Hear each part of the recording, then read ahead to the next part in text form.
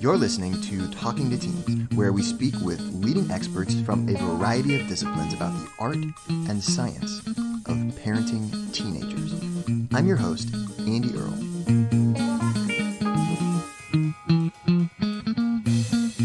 We're here today with Leidy Klotz talking about his book, Subtract, The Untapped Science of Less. In his award-winning research, Leidy has discovered that the human brain has an issue. We are very quick to add things when we're trying to solve a problem or make something better, but we overlook the other solution, taking something away, subtracting something. This is a phenomenon that is deeply wired into the human brain.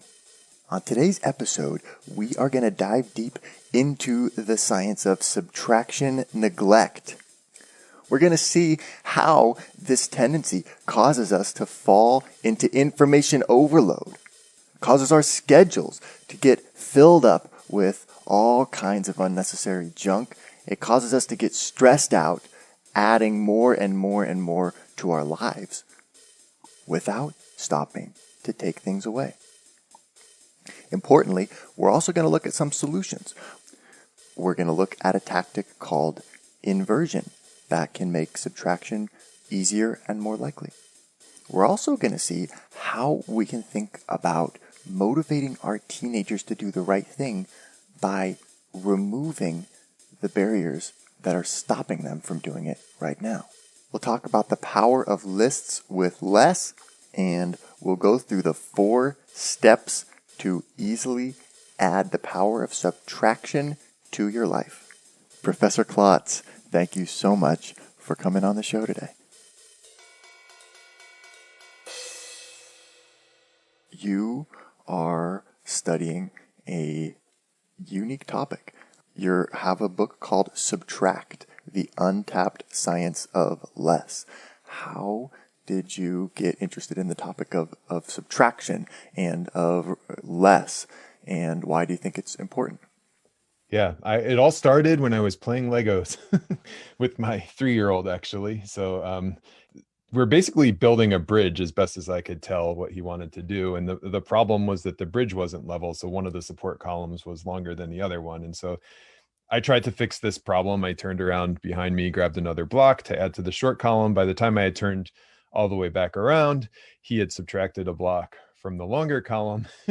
And so I was like, that's it. That's what I'm interested in. That like, why did I not even think about taking away as an option? And so I'm my background is engineering, design, and then some into behavioral science. And I'd always been interested in like kind of minimalist designs, even like decluttering your home or, environmental challenges where it seems like we just kind of keep adding to solve problems that adding created. But the epiphany, so it wasn't like my son's bridge turned me on to all of those things. I was already thinking about those things. But what my son's bridge showed me was that I wasn't so much interested in this end state of less, but why don't we think of subtracting as an option to make things better? And this is something we do all day, every day, right? You're constantly trying to improve your schedule, your mental models, your parenting of your teenagers. And when you're trying to improve things, you have 2 basic options. One is to add to what's already there, and the other is to take away from what's already there. So why don't we think of this second one?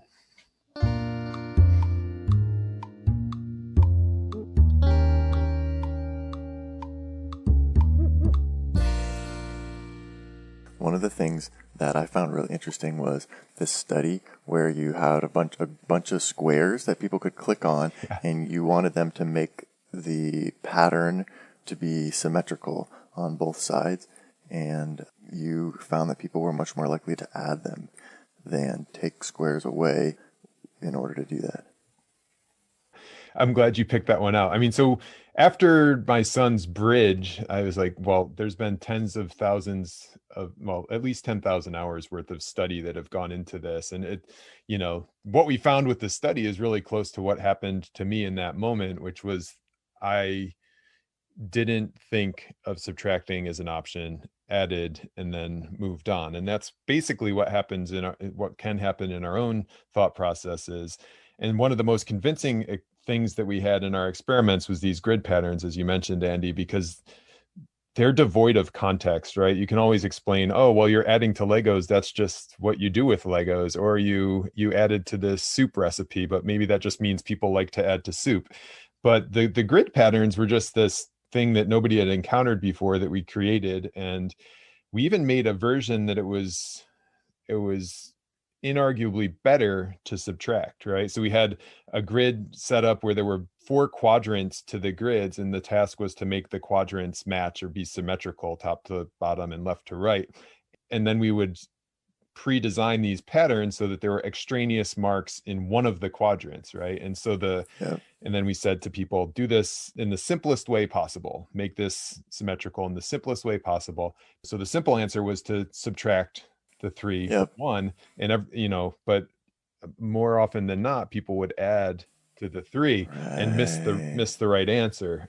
Andy Hales, who's one of the co-researchers on the paper, came up with it, and it went a long way to showing that what's happening is that people aren't thinking of this. One of the kind of follow-up studies we did with the grids was to have people solve the grids multiple ways. So you say, okay, here's the grid. Now figure out 3 different ways to do it, or 4 different ways to do it. And then eventually they'd stumble upon the subtractive option. And when they did, they'd be like, oh, that's obviously the better way to do it. Way better. Yeah. So that shows that they, the reason they were not doing it was because they weren't thinking of it. It wasn't that they were thinking of it and then deciding against it. Yeah, they weren't like, oh, it's just better to add. It looks prettier when I add more boxes. Right. They really just jumped to the adding and kind of overlooked the possibility of even solving the puzzle through subtraction. And so, why do we do that? What's going on there? I thought you were going to give me the answer to that. Yeah, the definitive kind of paper that got published in Nature stops at okay, this is, we have this mental search process, and this is something that we do in other cases too, right? That you think through options. So your brain is searching for potential responses. And what's happening is we just come to the additive ones first, and then we move on. So that's what's happening in the cognitive level. And it's okay, but why? Is it is this biological or cultural or economic? And, any behavior, there are a lot of reasons for it. Sure. And I think there are strong kind of biological forces, cultural forces, and kind of socioeconomic forces that pull us towards adding. And that's, the chapters 2, 3, and 4 in the book, so there's a lot there. I mean, biologically, it's just we're wired to acquire, right? We want to eat. That's historically has helped us pass down our genes to the next generation. It's been a good biological trait. And that kind of same instinct extends over towards, hoarding stuff, for example, is triggering the same reward pathways in our brain. Also, another biological one is this innate desire we have to display competence, just to show that we can effectively interact with the world, right? So my son playing with Legos, part of the reason he likes to do that is because it's okay, I'm creating, I'm making things, and also I'm doing the same thing that grownups are doing. Yeah. So those are 2 of the kind of big reasons why this might be happening. Also, just my friend Ben, who's also helped with the co-author on the research, he talks a lot about how what's going on in our head is influenced by what we see around us in the world. And we're just surrounded by reminders of adding, right? If somebody's subtracted to make things better, somebody removed a highway through the middle of your city, for example, it's after a while that reminder is gone. And so you're not constantly bombarded with seeing these examples, visible examples of subtractions that have made things better. So there is probably an element of it where it's what we're seeing around us in the world just reminds us to add more. Yeah, they say out of sight, out of mind. Exactly. Right. You forget about all the times when subtraction made things better because you don't keep getting reminded of them.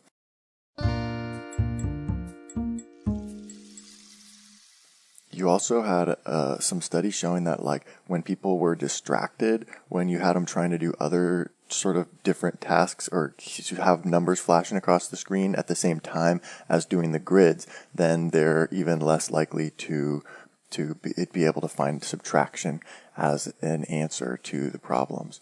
And I wonder if that means when you most need to be able to slow down and subtract and take some things away because you're super overwhelmed, you're actually also less likely to kind of be able to arrive at that solution or figure that out. It seems like a negative downward cycle of doom. Yeah, we need to come up with a name for that and then like put it.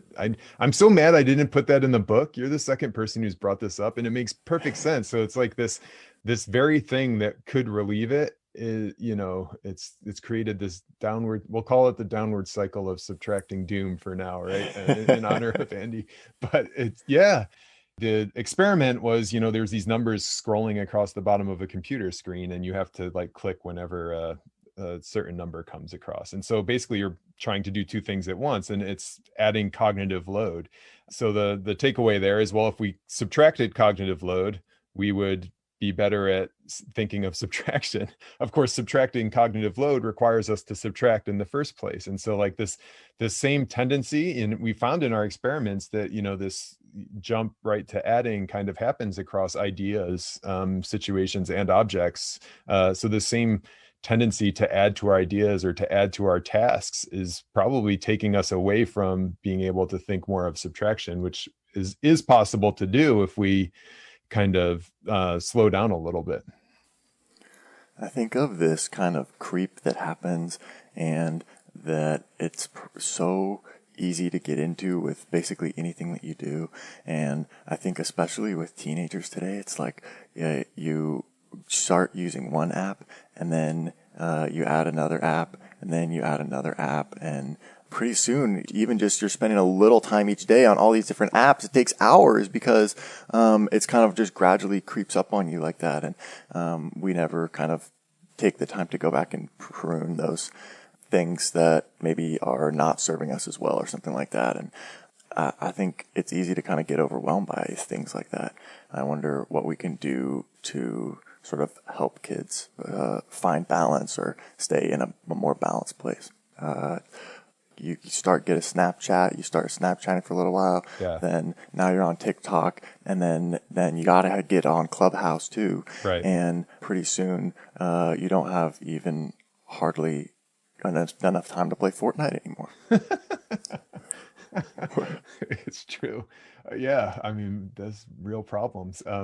Yeah, I think the same thing happens in like kind of regulation, right? Where we just add more rules, like here's a problem. Well, what rule can we add to this? And we never think about what can we take away. And so like the Code of Federal Regulations in the United States has grown like 17 times and like since 1950 or something ridiculous. But I just learned that like British Columbia put in a rule where like, well, at first they started with, if you add one piece of legislation, you have to take 3 away. So you could very well do that with the apps, right? It's like, if you add one thing, you have to take 3 away, or maybe just take 1 away. That would at least keep you at the status quo. So those kind of rules could be quite helpful, because I think, again, what we found in the research is that we don't tend to think of it, but if you another thing that worked in the research to get people to subtract more was just to cue them that this is an option, just to say, hey, remember, you can add and subtract, you can add or subtract, and then more people subtracted. So the rule that you have to take 1 app away whenever you add one is kind of a little more blunt than just a cue, but it would work in the same way, where at this like moment of decision where you're trying to make the situation better, which in this case would be your digital life, I suppose. You're like, I'm trying to make my digital life better, I need to add Fortnite, okay, but to fit Fortnite on here, you've got to take off TikTok, or maybe even just a cue that says, hey, you just added this, would you like to remove anything that you haven't used in a while? I guess also, I mean, the way our brain prunes synapses. So when we sleep, one of the things that our brain does is like, prunes the connections that we haven't been using. And that allows it to devote more energy to the connections that it is using. And so, I guess we could kind of automate our computers to do that too, where if you haven't used an app for a year, it just goes away. But that doesn't really save you any time because you're not using it. The question is like, how do you think to remove TikTok because you finally realize it's not making your life necessarily any better, or is it making it, that your life would be better if you were spending time on some other app? Yeah, or like realizing that you're spending more time on your device than you were 6 months ago and that you were 6 months before that, or Yeah. yeah, sort of like setting some sort of rules for yourself to just make that more conscious. Yeah. And I think, I mean, yeah, we're poking fun at, teenagers on their devices here, but it's like that's the exact same thing, grown-ups in quotes do, right? I get some new task at work that I'm assigned to, and I'm like, okay, yeah, I'll do that. That's like aligns with my mission. I'm on it. But very rarely do you think about like, oh, what's the stuff that I'm doing that doesn't serve me well anymore? And so this is, we just overload ourselves in all these different ways, and with the same basic process where we don't think to take things away. I mean, it's hard. My friend Ben, we were like 2 years into our research, and we were talking about this issue in our own personal work lives. And he's like, hey, I'm taking our research to heart. I said no to a new committee meeting. I said, well, Ben, you didn't actually subtract there. You just didn't add. So that's like not adding Fortnite. But it's not the same as like taking away something that you're already doing. So it's easy to just miss the concept. And but when the problem is that you've got too much to do in the time that you have, you need to take some stuff away. You can't just add slowly. Yeah. Only add the really, really, really good stuff. Yeah.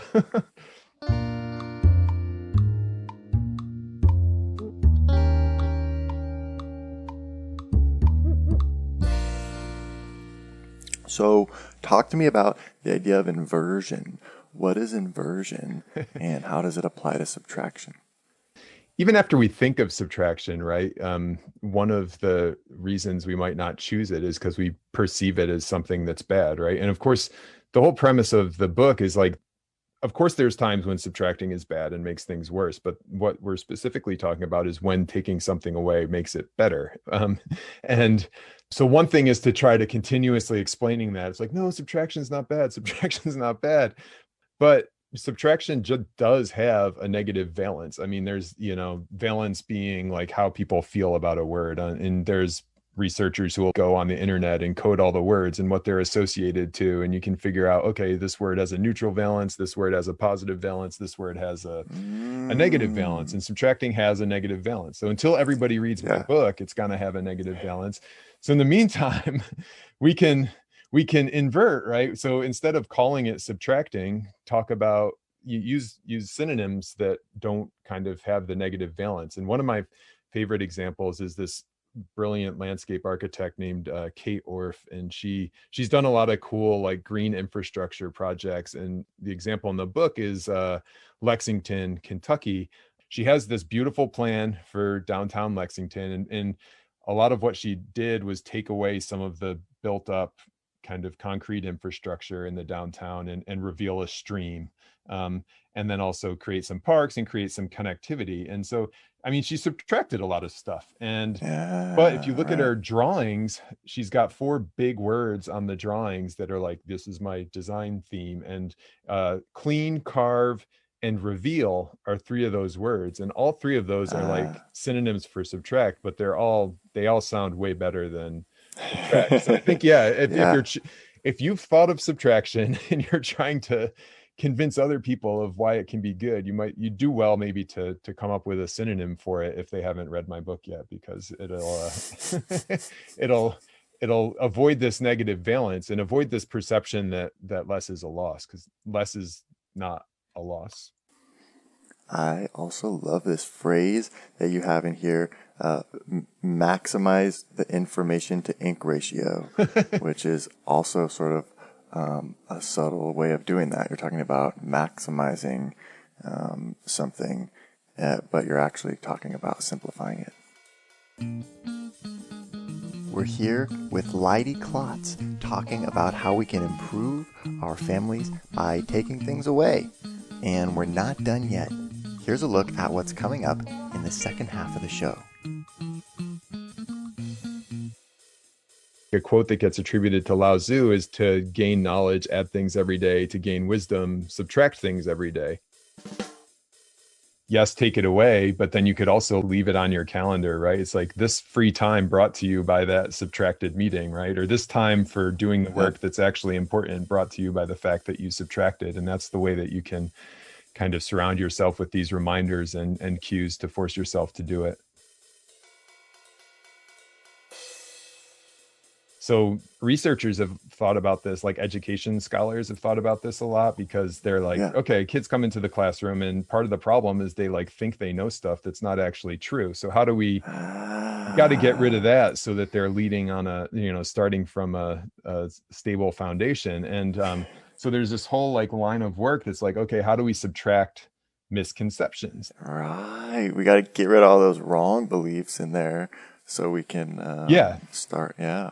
And so there are people like classify the misconceptions and then like develop strategies to get rid of them. And they eventually gave up. Like they said, this is just too hard. We can't get rid of the misconceptions. It was partially because it's too hard and partially because it kind of lent itself to, a teacher, some kid comes in from another culture and has these beliefs about the world and that they might not be valued as much. So I think it's generally good that we got away from that framing, but part of the reason was because it wasn't successful. Like people who are just very resistant to getting rid of these misconceptions. And you can think about like my son's right in his Santa Claus stage. And so like he was confused when he got Legos from Santa Claus. He's like, well, how does Santa have plastic stuff, right? I thought he just had like a wood workshop. And it's like, oh, well, yeah, for Legos, that's obvious. Like he works directly with Amazon for that. And my son's like, all right, good. That matches. Because what happens, right, is you're presented with this fact that contradicts what you already know, right?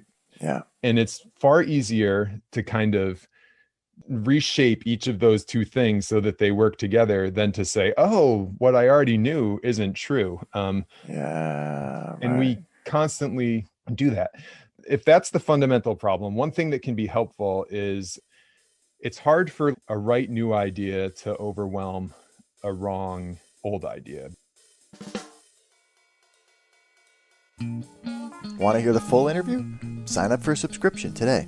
You get access to all the interviews I've conducted, as well as new episodes weeks before the general public. It's completely affordable, and your subscription helps support the work we do here at Talking to Teens. Thanks for listening.